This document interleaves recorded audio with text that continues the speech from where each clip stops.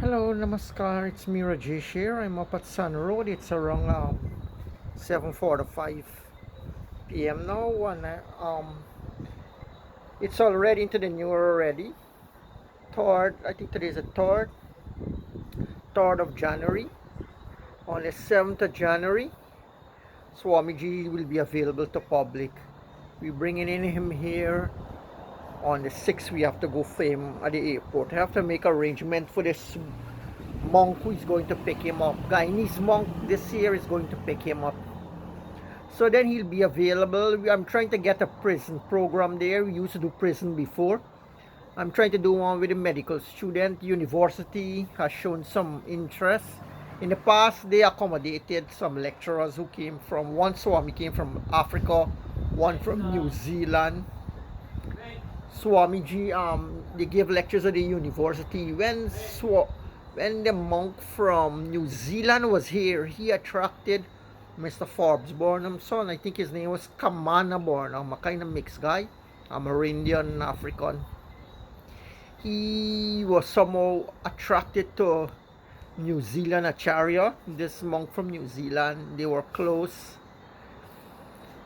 So like I said, each monk who comes seems to attract people, their own kind of people, their own kind of people.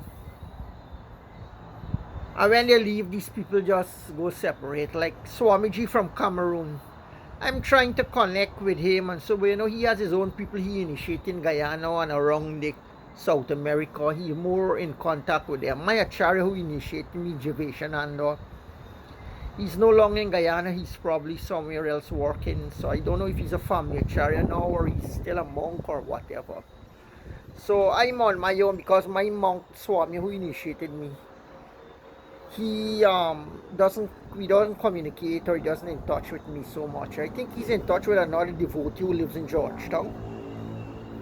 But like I was saying, that when you're giving lectures to prisoners or people who are break the laws, these laws are made to guide people into social virtue. Social virtue because it's a virtue that is given by society, that is planned by the people of your own country. I don't know the level they can take you to of virtuousness, or what level you can reach in wherever you live. But I think in every country, every place, they have the good people and the bad people, right? So Vivekananda was saying that wherever you have monks and nuns, no religion can die out. And he's saying that as long as these monks and nuns, they're the protector of religion, they protect society, they protect religion, and so So even Krishnamurti, Jiddu Krishnamurti, who did not believe in gurus, condemned gurus, they said he reached up to the Sahaj Samadhi level, and he used to actually be fascinated by monks, meditators, and people of this caliber. He always would be meeting them, chatting with them, and he's rated as one as the greatest philosopher of his time. I don't know if he's a yogi or what, or he's a master, he's a saint of his own nature or what. See, even atheist people have their gurus, and they have people who they relate and identify with. Krishnamurti is a Buddha. When they ask Buddha about God, he didn't reply, he remained silent, right? People say he's God himself, and he didn't want to answer because people weren't ready at that time. Remember that time when he came, he couldn't find a teacher who could give him enlightenment, so there was nobody who he could communicate and exchange this deeper connection with, So he just remained silent. So one day somebody asked him a question. He had a Sangha crowd here, and he was teaching about death or God, I can't remember. And somebody, he was teaching, and somebody asked him a question about God or death or something like that. And he had a flower in his hand, he didn't say anything, just twirl the flower. And there's only one person in the crowd smiled because he understand. And he smiled. There was Kasyapa, this Buddhist, not the Hindu Kasyapa, the Buddhist Kasyapa. They say he smiled because he understood when Buddha Tornis make this gesture, it clicked to him. So it says communicating with people about higher teachings and so is not very easy, right? And when you selected, for example, to go into the prison to teach yoga, to teach meditation there, right? We talk to the prisoners, we initiate them. Actually, we believe that the mind of these people, the mind of these so-called criminal is due to glandular malfunction, the various glands, right? You gotta correct the glands, and so if they get good company and they do regular meditation, they can change. The Buddha had a terrific man with a terrible reputation, Angulimala, who people know who he was. Angulimala, Angulimale. Mala means a garland, Anguli means little finger. He used to cut people's finger off, so make a garland with them, rob them, steal their things, and so. How did he become a criminal? He was studying with his teacher, his guru, but the guru was a married guru, what they call a family acharya, like Acharya Dashrath Ji, Ram Tanuk Ji, the Acharya Chandranath, and these men. So he was like that. And when Angulimala was studying with him, he was the best student. He kept his purity, preserved his brahmacharya and all these things. And the wife of the family Acharya, let's say his name was Acharya Dharamdev or something like this. His wife used to show a lot of affection and special attention to this particular student because he was making progress, his intellect was sharp, he was very impressive, so she used to give him a lot of more attention and affection. And the guru got upset, saying that the student wanted to take his wife away or something like that, and they throw the student out. The young yogi student now left wandering all over. He's disgraced. When the guru rejects you and nobody wants you back, if your teacher and the guru rejects you, try to get into other schools, nobody don't want him because the top guru, the big guru at that time, he's disgraced. His parents also chastised him, so he became a criminal. So this is what happened with people in society. Many ordinary people who society, they kind of marginalize, they kind of sour them, or they kind of misunderstand and ignore and didn't pay attention. These people neglected, they somehow fall into bad company, develop bad qualities, and start to do wrong things. So that's how the case with Angulimala, until Buddha was walking through the forest one day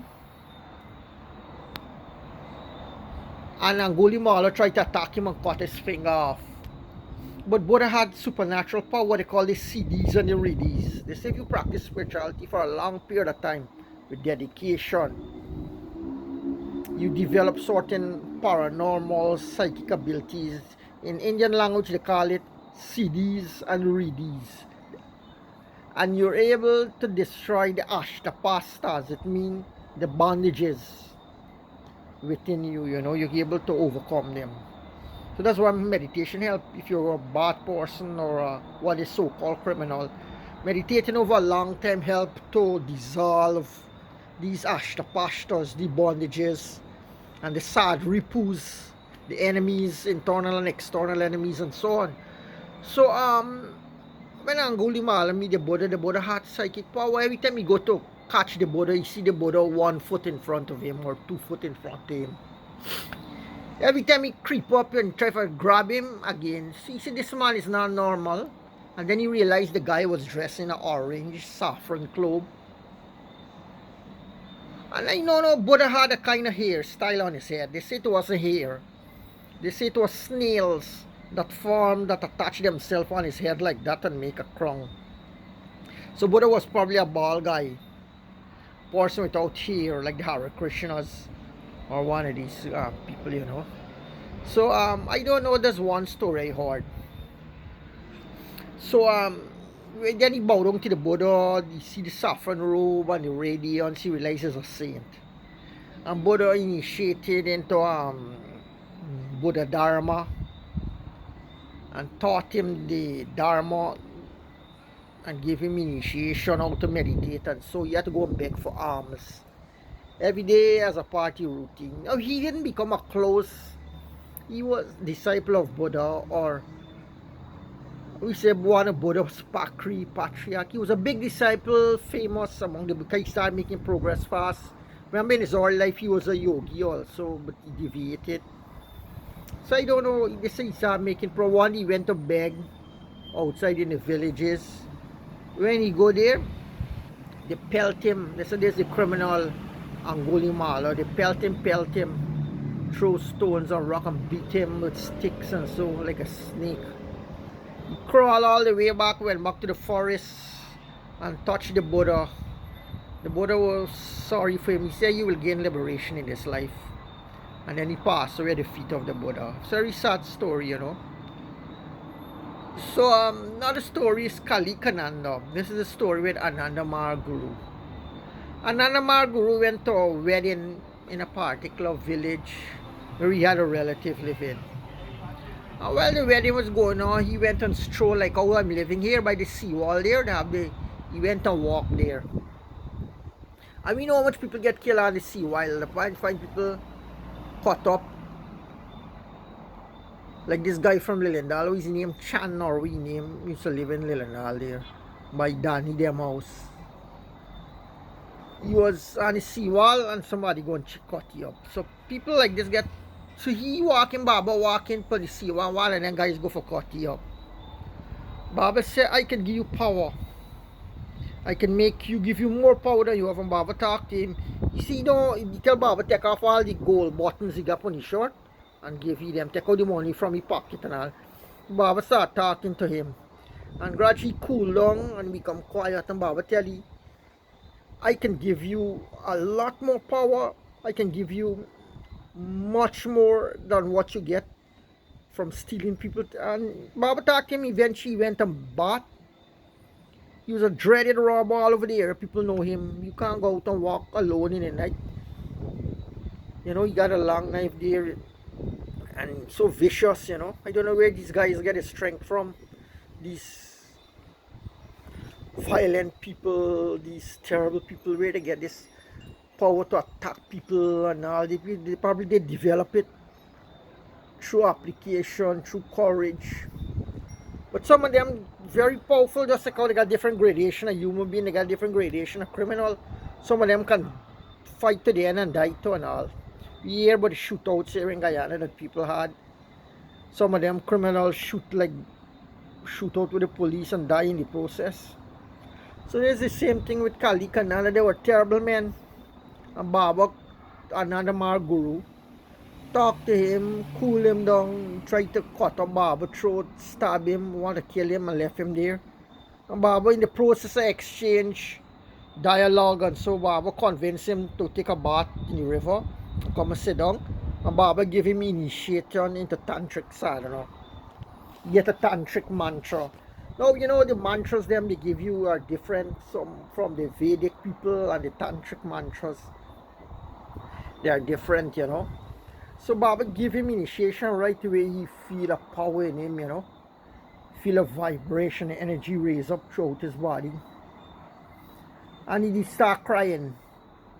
And he become a monk. He decided to become a monk. So from Kali Charan Banerjee, the criminal, he become Kalikananda, the Avadut, the first monk created in Ananda Marg. That was historical. It made a big imprint on the minds of people. A little boy convert and change a big man criminal. So there's a power of real spirituality, how God powerful, how spiritual powers remarkable in the divine self, you know. So Baba changed him, and later on too, they say he had a lot of power. He become a very great saint, and whenever Ananda Margis or followers of this organization are in trouble and problem, you can feel his presence. Maybe you have nobody, no friend, this is something you feel him coming to guide, help you, give you support and courage, and so this Kali Kanan. So this story of different kind of mentality and different people taking initiation. Not all of us right away can become a saintly person or a developed spiritual person. You know, it takes time. But whenever with the system, when these monks give you initiation, you have to attend satsang once a week. And in this satsang, your spirit get uplifted, your inner self get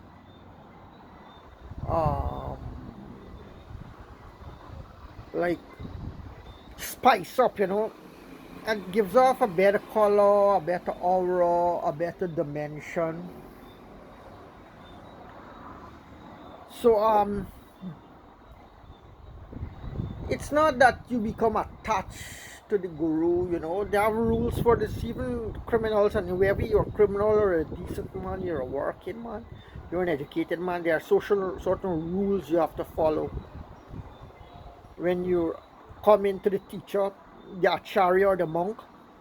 From the brahmachari up, I think LFTs too, the novice monks, you have to be certain behavior norms, certain behavior got to be. When you're in the presence, you can't curse, you know, you can't be lawless, you can't be loose. These things are qualities that will help you more to grow and progress on the spiritual path. So if you show these qualities, and so you get the blessings of the saints and the good people, quickly your suffering will be alleviated, and the higher forces, the bodhisattvas, the divine beings, will more come to help you in life and protect you and guide you and so on. So I don't know, people don't really know the relations of an acharya. For example, if I become a family acharya, right, that means that I have to reach certain requirements, like certain conduct, certain observances. One of them is that you suffer a lot in life for dharma, for goodness, for the establishment of goodness. If I get that ability now to become a farmer, I mean, I can teach people in my own country here. I can give them mantras, I can teach them to meditate, I can give them exercises, or when they're sick, I can recommend herbs, I can recommend exercises, I can give them counseling and advice that was handed down from the enlightened master himself. So I plan, then I can put up a signboard even in front of my house here, like what the Pandits them put up. Dharma Shastri or Shastri Panditji Gobind Singh Raj Prasad, and 108 Paramhansa, and was it they would write for astrology, palm reading, for Jare, Puja, Jandi, blessing, all these things they write. So I can put up to Tantra yoga teacher for tantric initiation, meditation, yoga, and satsanga, and counseling and advice. I put up a little signboard like that right there. But then how deep do we go in relation with people? You know, Papa Ramdas talk a story. He said that the calf, whenever it is hungry, it would go to the mother cow, the heifer, and suckle the cow and take some milk. And then it would go and play and scamper. And when it's hungry again, then it would come back and suckle a little bit of milk.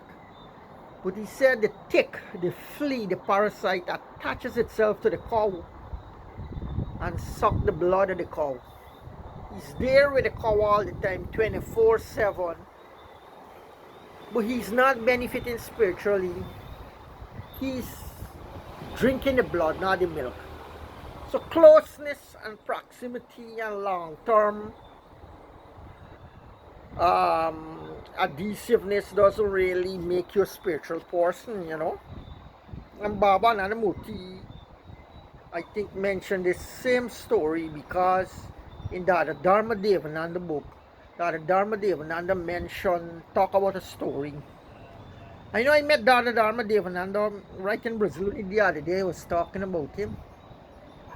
You know, when he came to Guyana here, he was staying. The government put him up. He was such an impressive, spiritual person, you know. I remember when he arrived there at the retreat, he looked different from all the other acharyas. He looked more elevated, more divine, more, you know, inspiring. And when he went upstairs, Dada come and tell me, one Acharya monk come and tell me, he said, that's Dada Dharma Devananda. He said, go upstairs, take a glass of water and carry it and give him. So I carry a glass of water for him. I had wanted to stay with him there in Petropolis, but another Margi from Guyana went to stay with him, Ramesh. Ramesh was staying there with him in Petropolis. So I didn't get to go up there, but I think one of his Margis came to Ananda Kirtan, was staying with us. His name was Leeladhar, a thin guy. He was an artist. He used to spend his money and buy food for us and buy things for the kitchen, and so he was an artist. He used to draw and he used to sell it to people around, Margis, and so he used to do his meditation very strict. But he was a Portuguese, Brazilian Portuguese, and though he wouldn't understand spirituality and yoga as deep as an LFT would, you know, still he played a part, an important part in his own makeup, his own level of development. He related to the people, related to the acharyas, you know. I was impressed one day. I didn't know how to swim, and this thin guy here, Leeladhar, we went to the beach, the other retreat there, and we go to the river to bathe. I was surprised Leeladhar was such a good swimmer. Where these guys learn these things, who did they meet, who teach them? And right here, I'm trying to learn to swim, but they're telling you have to join a group. And when you go to the group, they mix people, girls and boys together. If you want to learn to swim, I tell them how I will fight. I'm a religious person. I can't fit in a group with girls with bikini and either with my bhakta and you're swimming in the same water and drinking the water and gargling with the water and, you know, all these things. So I tell them I want a group with male alone. The instructor said if you want a group with male alone, you got to find people, get 5 or 6 people and bring them with you. I ask around, people say yeah, they can come, but plenty of them are regular, they come 1 and 2 days. You can't hard for pick them, you gotta call them on the phone, remind them for come. Some days they don't want to come. I remember you stand in the payment, you stand in the cars, everything. So it's like that. Leeladhar somehow learned to swim along the way. And I used to think he was a hippie. The guy had long hair and long beard and mustache, like he's a young guy. But he's 20, 30 when I meet him here in Ananda Kirtan. And I don't know how he knew all these things in life already. It means that there were people who he meet, people who taught him these things. You know, if you want to grow up clean and straight and learn all of these things,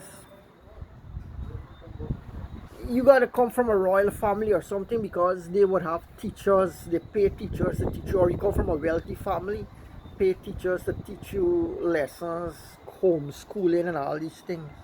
But we can't afford it. We gotta go with the mass, and we got to do it the hard way. We got to learn the hard way. It's not so always easy, and to learn things. I don't know what is. Some people don't have the patience for teacher.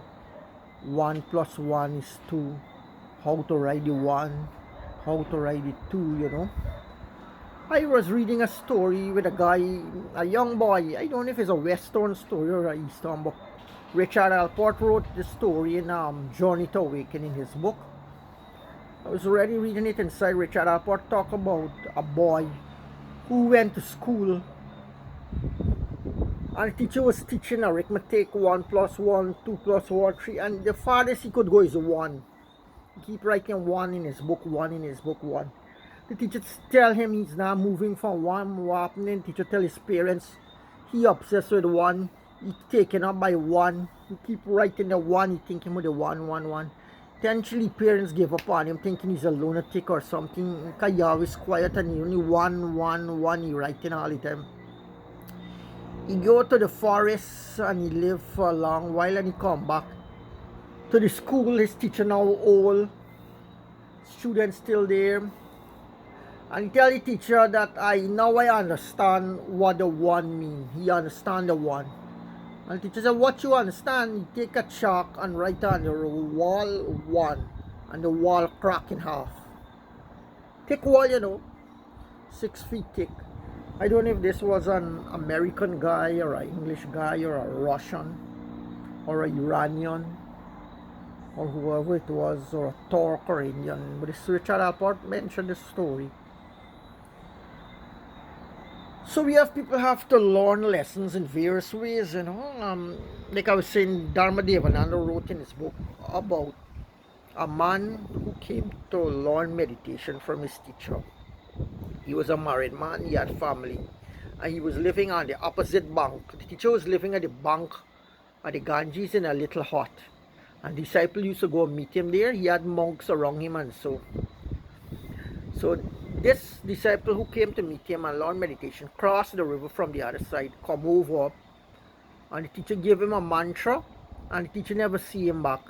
He left, crossed back the river, and stay in his house with his wife and children. But every day he does his meditation. And at the time of the Guru death, all the monks come around, wonder who will take over, who will be the new Guru, who will be the successor. The Guru lie down in the bed, and all of them looking one, hoping they can be chosen. The Guru said, there's a man who came to me and took initiation, and he went back home and I never see him back. He said, tell that man to come, he will be my successor. None of the monks got it. Just like this guy Goenka, S.N. Goenka, the Buddhist teacher. He's good, probably as good as him. So there's a way with initiates, they teach you the meditation, you can learn the relationship.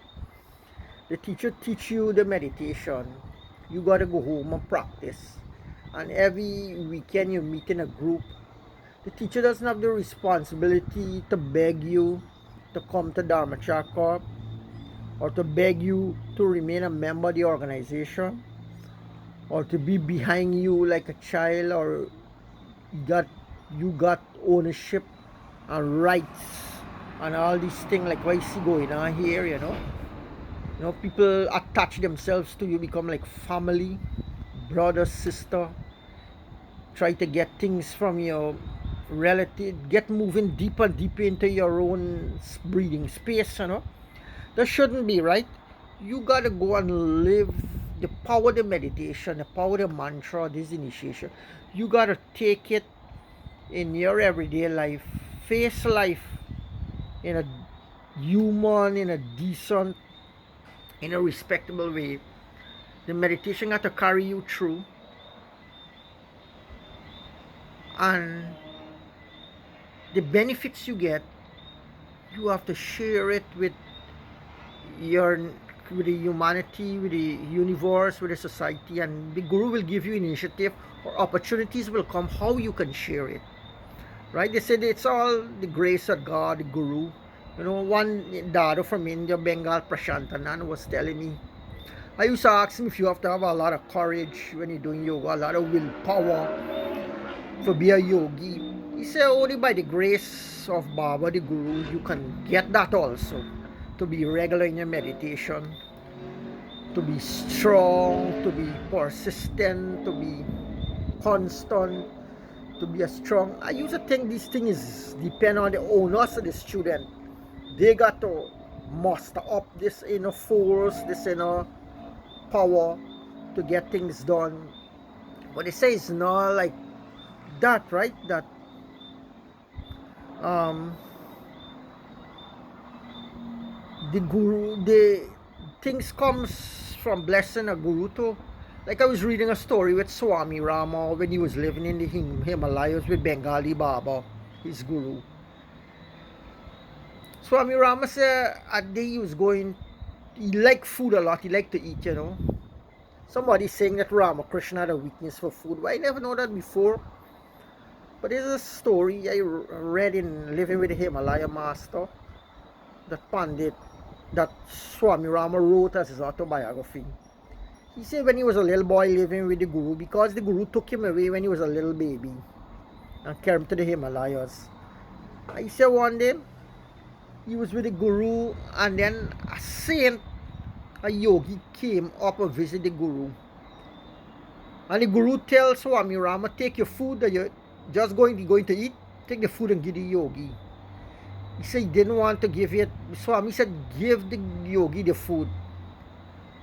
And he said, all right, you take his meal and give it to the yogi, and the yogi eat it. And he said, when the yogi eat this food, Swami Rama said he never feel hungry again. He could bear his hunger. He just eat out of necessity and out of, but he'll get a great deal of control over his appetites, his hunger, and his yearning for food and so. So that's it with the system of meditation and you do spirituality, you know. You don't get tied up and squashed up with devotees and members, you know. You gotta learn to understand how to carry yourself in the organization among devotees. And you got all kind of people coming there. Some of them behavior loose, they're loud, some quiet, some conservative, some on the intellectual side, some people sick, some people is old. They learn meditation when they're old. You gotta learn to take care of them, deal with each of them differently. Some of them are even prisoners, condemned prisoners. You gotta go meet them in the prison and lecture them and meet them. But this contact with the teacher is set to uplift and inspire the student. Because when it's present, just the me present of the teacher is set to radiate some kind of healing, some kind of power that strengthens